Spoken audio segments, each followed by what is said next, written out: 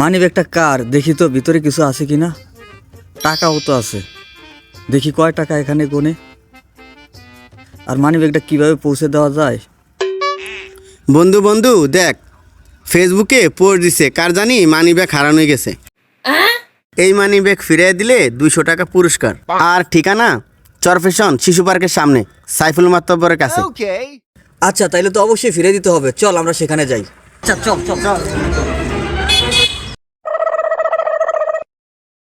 আপনি ফেসবুকে স্ট্যাটাস দিচ্ছেন আপনার মানি ব্যাগ হারানো গেছে, এই নেন আপনার মানি ব্যাগ। এই ল তোর মানি ব্যাগ, এবার 200 টাকা বকশিস দিয়ে দে। মাতবর সাহেব, টাকাটা একটু গয়না লইলে ভালো হইতো না? ঠিক আছে তাহলে কই না দেখ। খাসিরা বেড়ারা বকশিস নিতে আইছে, বকশিস তো জীবনেও দিব না, দেখিস।